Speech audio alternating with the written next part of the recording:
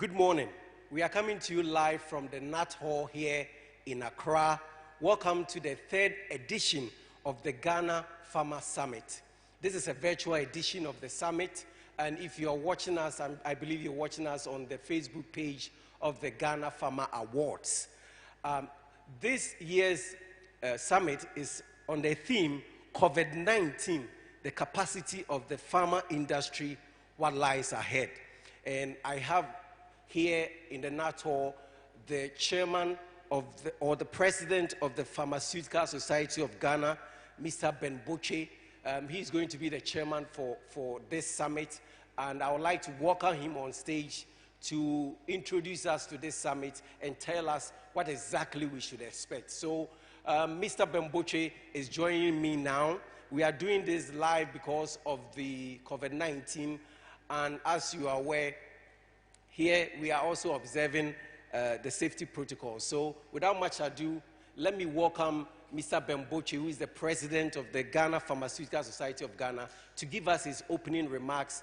And then I will introduce to you our panelists, as well as what exactly this summit will entail. Thank you very much, Mr. Ben Boche.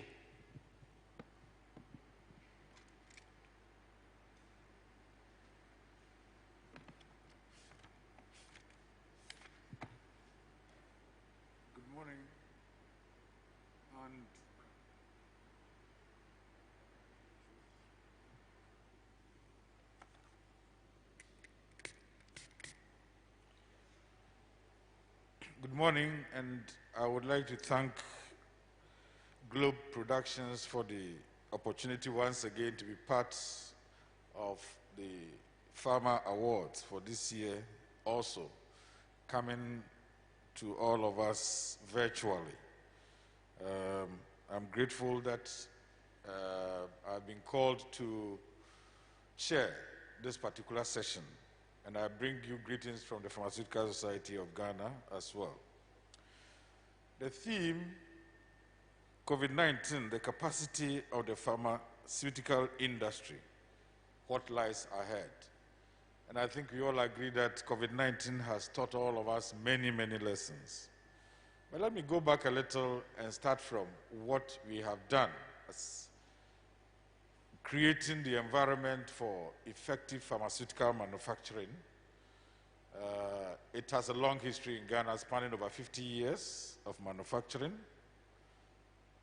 In recent times, the African Union recognized the need for being able to manufacture medicines in Ghana so that we can limit capital flight in terms of the resources that are spent on medicines for our various health situations on the continent, and therefore developed what is known as the Pharmaceutical Manufacturing Plan for Africa, which was acceded to by all heads of states.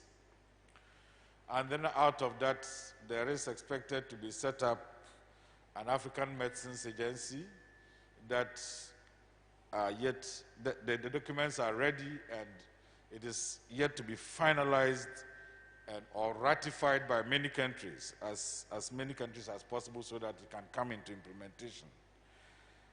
Then, coming back to West Africa, we saw the formation of the West African Pharmaceutical Manufacturers Association. And indeed, in West Africa, when you talk about pharmaceutical manufacturing, then the largest concentration is in Nigeria and Ghana. Most of the other countries are between 80 to 90% net importers of all medicines, whilst in Nigeria and Ghana, and to some extent Cote d'Ivoire and Senegal, there is some level of pharmaceutical manufacturing.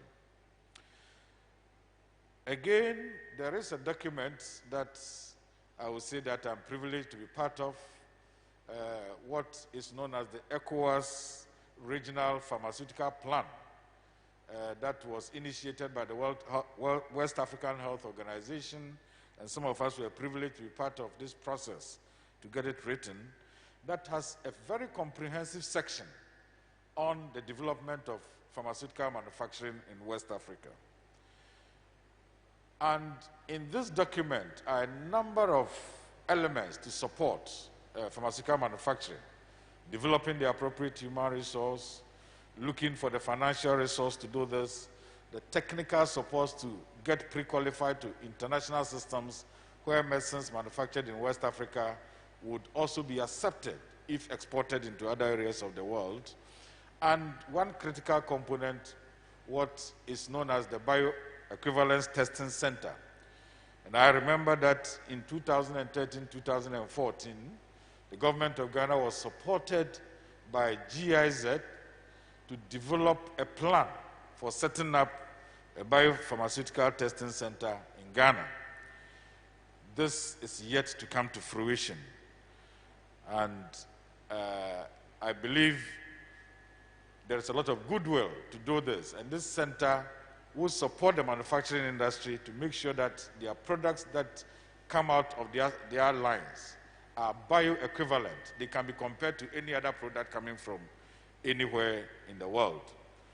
And for that matter, we in the pharma sector, the society, the practitioners, those in industrial pharmacy and so on, research, are all ready to partner and support in the development of this center so that pharmaceutical manufacturing will be improved in our region.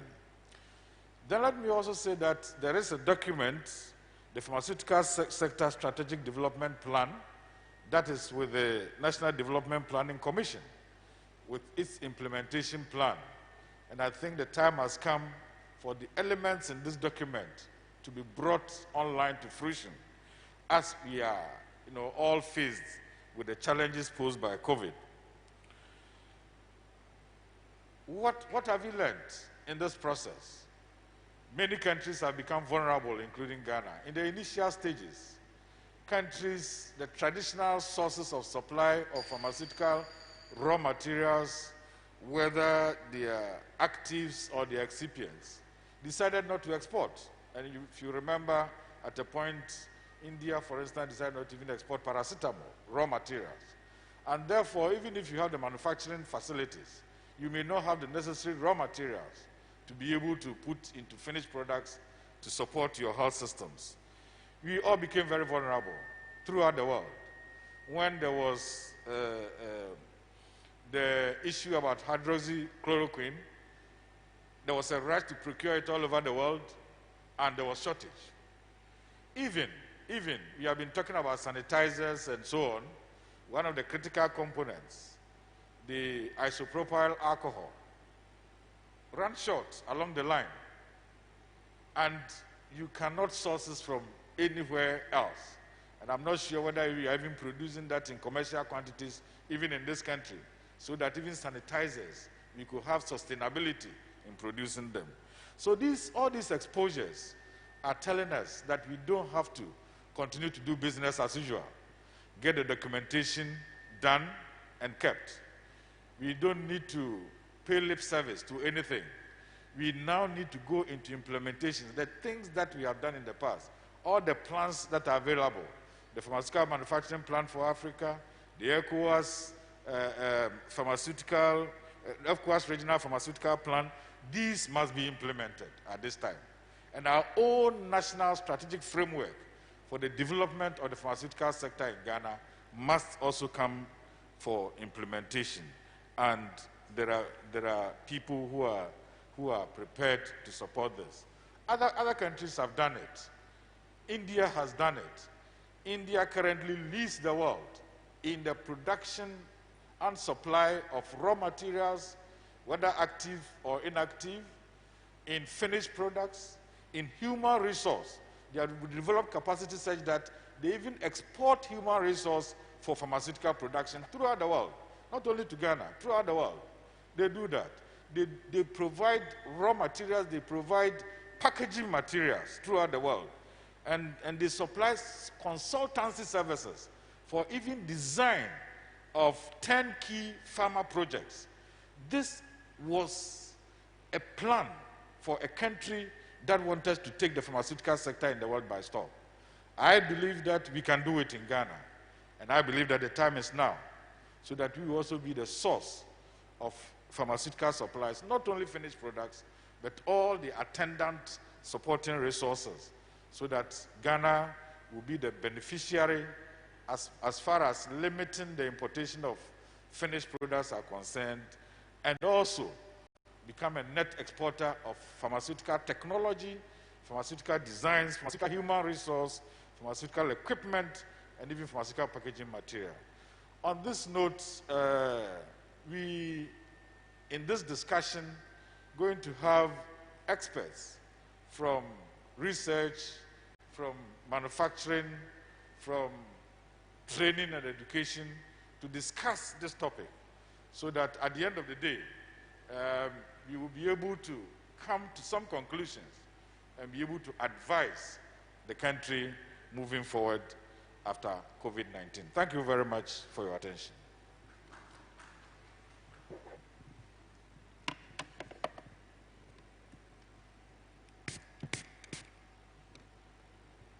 Well, I'm just following the pharmacist so that we observe all the safety protocols. Once again, you're welcome to the third edition of the Ghana Pharma Summit. We are coming to you from the Nat Hall here in Accra. We have had to do this virtual because of the pandemic, and this year's theme is this year's theme is COVID-19, the capacity of the pharma industry, what lies ahead. My name is Sami Dako, and I'm the moderator for this year's edition of the summit. I will briefly introduce to you the panel membership. There's been a slight change in the membership, so please bear with us. Let me welcome to take part in the discussion the Executive Secretary of the Pharmaceutical Manufacturers Association of Ghana, in the person of Lucia Adai. Thank you very much, Madame Lucia Adai. Let me also welcome Dr. Raymond Tete. Dr. Raymond Tete is a consultant pharmacist and lecturer at the Central University. And finally, not the least, last but not the least, let me welcome Dr. Alfred Appiah.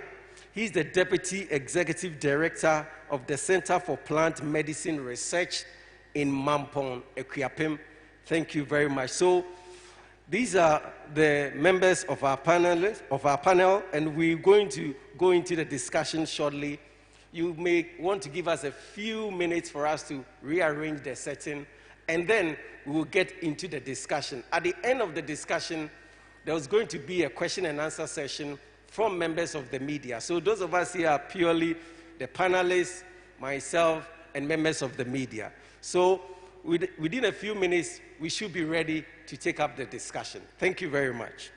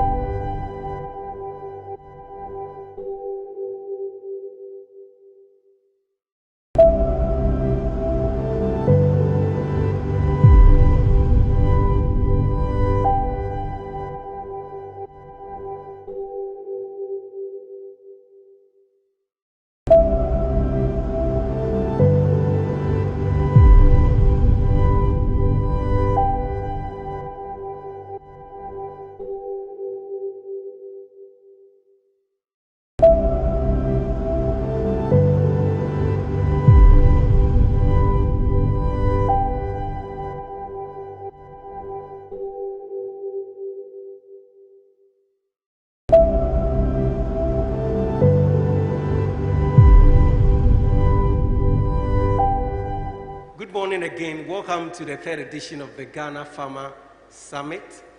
And my panelists are ready. We will move straight into the discussion.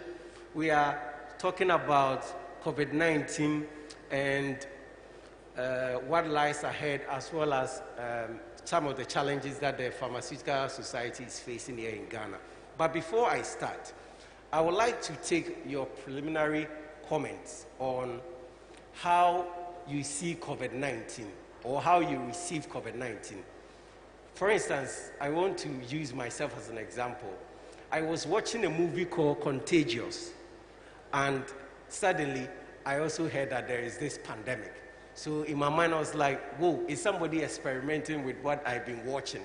So that is how it came to me. I don't know how it came to you. I may want to start with you, Lucy Adai. How did you receive COVID-19? Thank you. So how I received COVID-19 is that it was something that I was expecting it to have been like the Ebola case, where the pandemic came around and then affected some countries and did not affect Ghana. That was what I was hoping for. Okay. So we prepared. We had discussions about, in the event that it hits Ghana, what we have to do, as a community, being in the pharmaceutical manufacturers. Okay.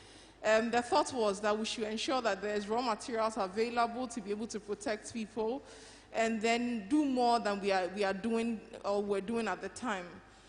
So I didn't expect it to hit Ghana. But when it hit Ghana, I knew that, well, are we really prepared? Do we have the facilities? Because it's one thing hearing about it, and it's another thing being faced with it and all the challenges that it comes with. But I think even with the challenges, there are opportunities, because we've been able to do more than we were doing in the past. A lot of the pharmaceutical companies were not doing hand sanitizers, which was actually a market. So now we are doing that. This hydroxychloroquine and other things that we had put on hold for a while all brought opportunities. And even now we are thinking of doing more for the industry or for the country. So I think it hits me initially as something that was going to be very terrible. I think we've managed it very well. Right. And I think we'll come to that, but let's also take Dr. Appiah's comment. I mean, you are into scientific research. You are always in the laboratory. How did you receive COVID-19? Well, he needs to sanitize his mic. Yes. Thank you very much, Mr. Chairman. As a research staff, the way I received it is that all of us would have to prepare to face it. And as we know, the disease condition has to do with your immune system, your health status, and others. So all of us would have to live in such a way that even if we get infested, we may not have symptoms, or even if we have symptoms, it will not go to the extent of killing us. All right, Dr. Tete, how about you? How did you receive COVID-19? You already have the mic. How did you receive it? To me, it was expectant. Oh. Looking back a couple of years, we've had the SARS, and then the Middle East, and then also Ebola came along, and then HIV has been there for some time. They are all viral infections. So we are in a world where emerging disease conditions are evident, and the warning is clear. So when it came, it created a problem for Africa, because we've depended on the Western countries so much for everything. And the problem was a major one over there. For the first 3 months, we were like, not affected. So we prayed. We hoped it would not happen to us. But then we prepared somewhat by the initial steps that were taken. And I think somewhat we've not had it that much as we see over there. But then it also tells us that looking forward, we should prepare for any of such things. All right. We don't know when this disease is going to go away. We'll be looking at what lies ahead, but let me speak to the president of the Pharmaceutical Society of Ghana, Mr. Bemboche. How about you? How did you receive COVID-19? I did not receive it with any happiness because of the way it started and the rate of infection and the news that we were getting. Our prayer was that it should not get here, like Ebola did not, like some of my colleagues have said. But since we were in the world, around that time, all of us were traveling. I mean, end of February, early March, we were going up and down until His Excellency the President directed that, we stay home. So, obviously, some might have come in already. My fear was the fear that we do not enter into the community spread stage very quickly. At that time, we had not really come to terms with the situation, and there's not much information. There was not much information about the disease at the time. So the actions that were taken based on advice really, for me, slowed the community spread issues, allayed my fears to some point, where now we have entered that phase. But fortunately, we are doing well in terms of recoveries. And I think that is plus for this country. Now that we somehow seem to understand this virus, I think we don't, but we somewhat have a grasp of what it is. How do you see the role of the pharmaceutical industry? What role are you playing? Because there are issues about, like Dr. Appiah said, about immune system, and people rely on medicine, on drugs. What do you think is your major role in the fight against this pandemic? Yes, I will tackle it from different angles, beginning with research. And I believe my colleague from the Research Center will tell us more. That's why I wanted you to focus on the area of your expertise as a pharmacist. Oh, okay, not necessarily as president of Pharmaceutical Society. Yes. It's a long journey. But my area of expertise is on medicines quality assurance and regulatory affairs. One, it means that we needed an intervention. And what type of intervention did we need? The intervention must be both preventive and curative. Okay. And I was happy that at the national level, a team was set up to come up with some protocols as to how this process will be managed. Now, the protocols will need products, commodities. What are these commodities? They needed to be itemized based on international best practice and experience. And when these commodities are identified, they must be procured. How are we ensuring that we quality assure the procurement process as well as the products? That was my concern, and I think so far we have done quite well on that. We are getting products from all over the world, but as we speak now, I have not heard of maybe any counterfeit commodity, any counterfeit medicine, but there have been counterfeit commodities, where especially sanitizers, where people are using all sorts of alcohols. And I remember in the early stages, people were using aquateshi to prepare sanitizers. Yes. And we as a society issued a statement warning citizens to be wary of where they buy their sanitizers from. In fact, I will come back to commodities and products, but let me also pick the view of Ms. Adai as manufacturers. What is your role in the fight against this pandemic? Okay, so we have two things that we are doing majorly. The first one is on preventive therapy. So preventive therapy is what you see, the hand sanitizers and every other thing that you need. And of course, with that comes education and awareness of what the public needs to do, being able to wear your nose mask, wash your hands, and use your hand sanitizers. So we had to come in quickly to ensure that hand sanitizers were readily available. And not just hand sanitizers, you need other items to disinfect and sanitize, the chlorine base and all the other things that you use in sanitizing areas. So we needed to have that available. And so even though traditionally there were things that we're not doing, we stepped in and ensured that we're using the right products, we had it in the right quantities, and they were readily available and accessible. I remember at the time, the president called us into a meeting where we had the pharma giants and the bank giants. One thing came across very key, that he was charging us to ensure that there will be no shortages, one, And then two, that the prices of products would come down significantly. Because for the hand sanitizers, for instance, you realize that the 5-liter gallon was selling up to about 450 cedis at the time. People were making so much money off it. So we had to come in and ensure that everybody was safe, because your safety is my safety. And so we've been able to crash the price significantly. So the first part was on preventive therapy, which we've done. The second part is on the supportive therapy. Currently, we don't have a vaccine or a cure. Okay. There's been speculations of some therapies that are working. We're also working very hard to ensure that when that is in, we'll have that readily available and in good quantities for the population. But now what we have is supportive therapy. When you have COVID-19, there's medicine that we give to you. We make sure that that's available. And then the other therapies that we use, like the vitamin C's, the paracetamol, and other things that are used in managing either before you get it or while you have it. And we are ensuring that all these therapies are actually available, accessible, and affordable for everybody to be able to get it. So I think for me, the pharma industry is ensuring that there's access.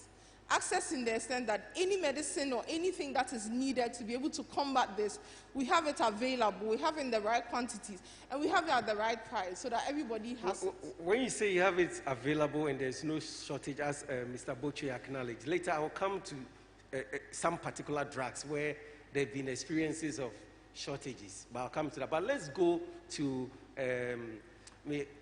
Dr. Appiah. Since you are into plant medicine, then I'm thinking of herbal cure and all that. What has been the contribution from your field?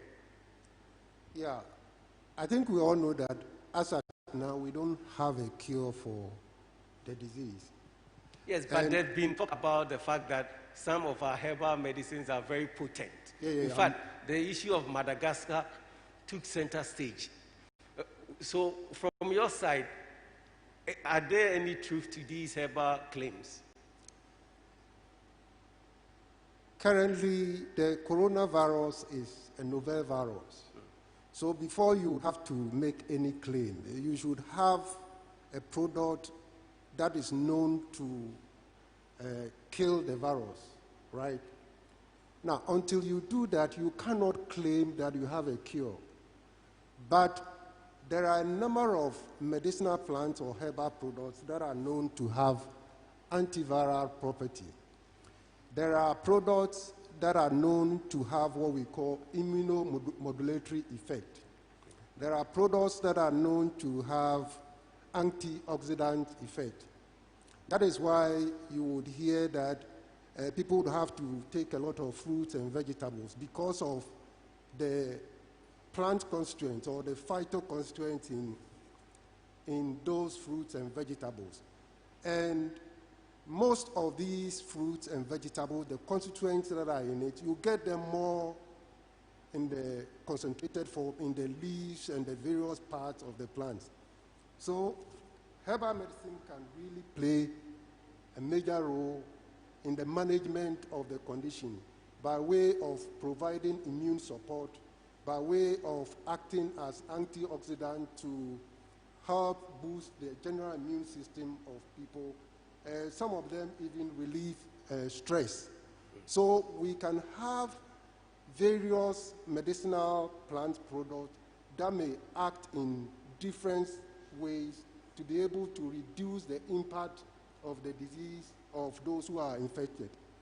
So here in Ghana, do you think that we have herbal medicine that can do this? Because one thing I also remember is that if you take a look around, the neem trees, they have really suffered within this period. I went to an area where we had neem tree and I noticed it's been cut. The leaves, majority of them have been cut. And when I asked, people said that they've been boiling and drinking. And my problem has been that when you go to a pharmacy shop, at least you know that they will say take 3 in the morning or 2 in the afternoon. But this one, there is nothing like that. That's why I'm asking you in that field, whether it's right for people to be self-medicating with these herbal. That is not the best.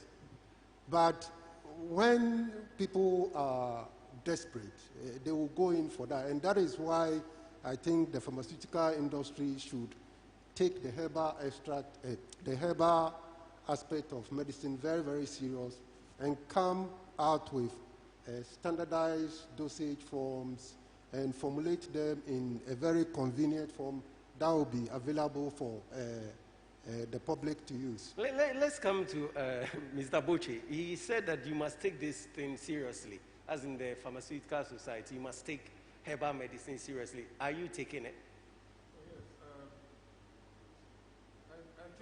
I think there's a very thin line between pharmacy practice and herbal medicine, very thin line. And I say so because in pharmacy curriculum, there is a huge course in pharmacognosy. And pharmacognosy is all about medicinal plants and their effectiveness. So right from training, you are in there. And that is where people like Dr. Apia and co find themselves in Mampong, supporting research in that area. Again, pharmacy students are being trained together with traditional medicine students in the same faculty and department in KNUST. So that bridge is there. And I believe a number of medicines have been put into very useful dosage forms, and they are being used in the country. Now you go into pharmacy shops and you can find sections for herbal medicines that are being used, that have been properly examined by Mampong and then also certified by FDA so that they can be for use. All right. Dr. Raymond Tete, academia. I mean, you are into education, and we've talked about the fact that one of the things that many people are not aware of coronavirus is that some people think that it's really nothing, honestly. And so they don't take precaution or that. What have you been doing, for those of you in academia, what have you been doing to ensure that education goes very far? Well, thank you.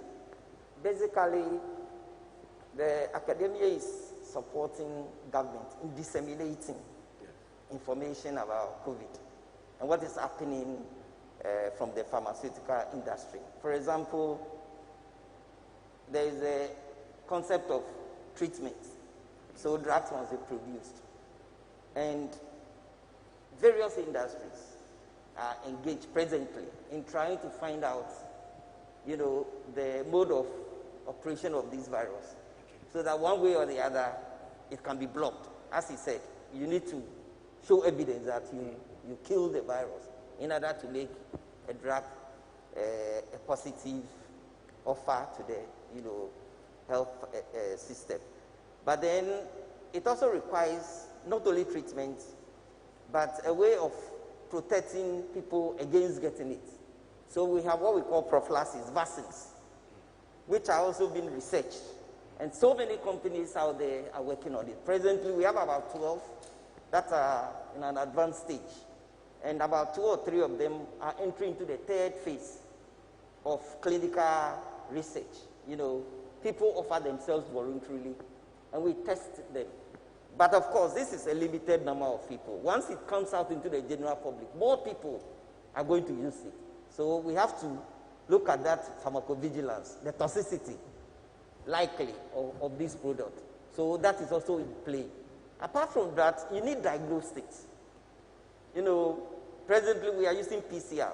In other words, it takes some time before we can be sure to bring it out. Maybe sometimes a week, 2 weeks. And it's delayed. So once you are tested, you may have to quarantine yourself, awaiting the results. But there should be a means of getting something within 24 hours, 48 hours. And in fact, the whole world is facing that. And that is a problem. Again, we have a way of checking if you've ever come into contact with the virus. Because within 2 weeks, if really you are waiting for your results and it hasn't come, and you are feeling very well, the Ministry of Health is telling us that it means you've moved on. Yes. You see, so we need that rapid test kit to tell us that this number of people got infected, but they've recovered. Because we know that close to between 80 and 90% of the general public who are infected recover. It's the 10% that, turn into severe, critical, that may need ventilators or oxygen, where our problem lies. Then, of course, the collaboration between academia and then the various, government systems that are at play to sort of resolve this issue is also key. Okay. What contribution are we making? How are we influencing the industry to have the know-how to, manage the situation? So we are producing people presently who are well trained. Pharmacy used to be a 4-year course. Yeah. We've now increased it to 6 years. Oh, that's great. So those coming out are very capable of supporting, discovery of drugs as well as being in the front line of, On that note of discovery of drugs, I'll come to Mr. Boche because there have been queries as to why those of us in Africa, in West Africa, in Ghana, are always looking up to the West for drugs or for medicine. Why can't we produce some here?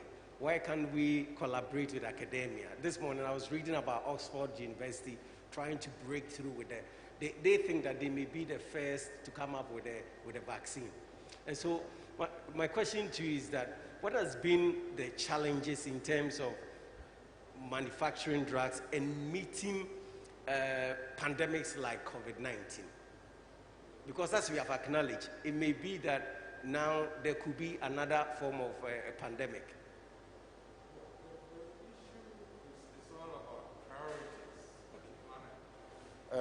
What are our priorities in the pharma sector? Is our priority to continue to import and procure finished products from elsewhere, or we plan to make our manufacturing base very strong? And in this country, there have been various attempts at different points in time where the pharma industry is expected to be given some financial resources to expand. Some come, some do not come. Again, the issue of research. When I say research, I'm not talking about plant medicine research. I'm talking about pharmaceutical formulation research, industrial research. What is the market size like? What is the market out there? Because this is capital intensive. What type of formulations do we need? What diseases should we prepare for? And so on. So this is something that we can put a think tank together to be able to do this. And I believe that in our Pharmaceutical Sector Strategic Development Plan, that is with the National Development Planning Commission, we have all these outlined. And in my introductory statement, I talked about some supportive activities, which include the setting up of a bioequivalence center to make sure that products manufactured from here can compete with products manufactured from anywhere in the world. And as much as we get the best for use in our country, we also get the best to compete. But the question to you is that why are we not doing it? You said that it's like in a pipeline. What seems to be the challenge or the challenges? Why don't we have this long ago? I said in my introductory remark that pharmaceutical manufacturing has a history of about 50 years in this country. In fact, when I was a young officer, I think manufacturing was constituting only about 5 to 10%. Yes. But over time, with other investments coming from outside and from within, this has increased to 30%. But what I'm saying is that, like other countries, there was a conscious national effort. Yes. That is what is important, conscious national effort. And why are you not getting that? Why are we not getting? That's where I want to pin you to. Because sometimes we tend to say we need help. But then again, what are we doing to ensure that we get that help? That's what I'm saying. Is it that you're not getting the political will to do it? I would not talk about political will. I will talk about national priorities. Okay. You may have the political will, but if it is not a priority, it will not be done. So I am saying that we must see the pharmaceutical sector and give it a national priority. Some countries have done it, and I cited the Indian example. That if you identify that pharma is a priority, then whatever it takes to get in there, we should be able to do it. We should be able to do to get in there, so that we'll be able to manufacture for ourselves and also for export. And there are several components, and time will not permit us to itemize all these components. Yes. But it is important that we take it as a national priority. When COVID came to meet all of us, we had to look for the resources. And we had the leadership of the country, His Excellency the President, to lead the process, to look for the resources, to be able to tackle it. Now, pharma has become very critical. Yes. And indeed, all over the world. I will tell you that in Canada, for instance, government is paying 75% of the salaries of community pharmacists so that they can even retain people in job. They don't send people home. Because it was realized that when we are even closed down, when there's a lockdown, pharmacies will have to open so that people can get their needed medication. Do we have that priority in Ghana? You needed to provide your own PPEs, you need to provide your own whatever. What has been the support? So we need to emphasize that pharma should be made a priority. And if it is a priority and we all gear our efforts, not only in the manufacturing, but the whole value chain of pharma. And that is what India did.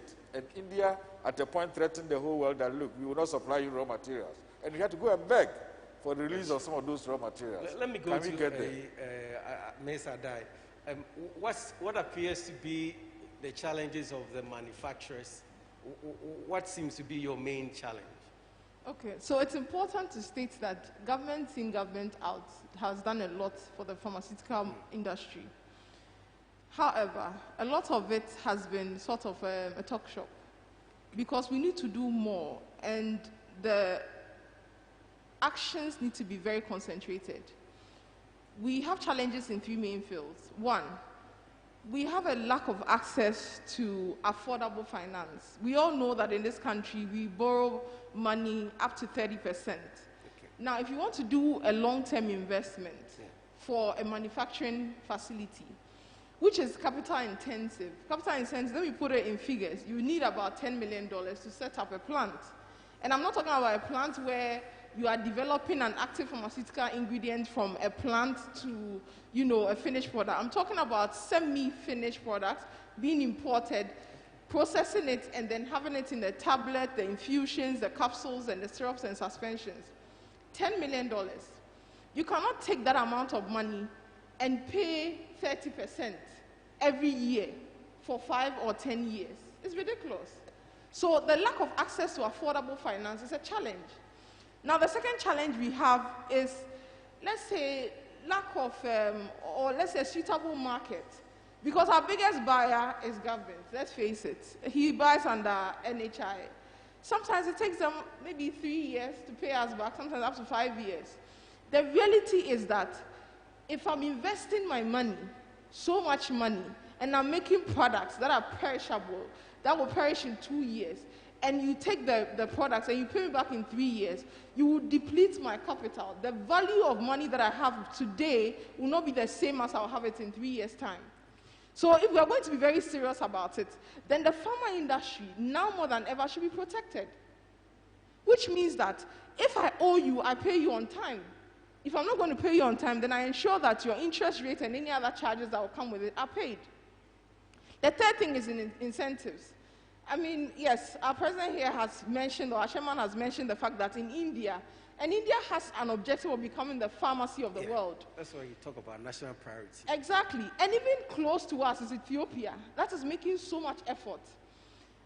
I would mention a country like Nigeria that has so many pharmaceutical companies doing so much and having so much support from government.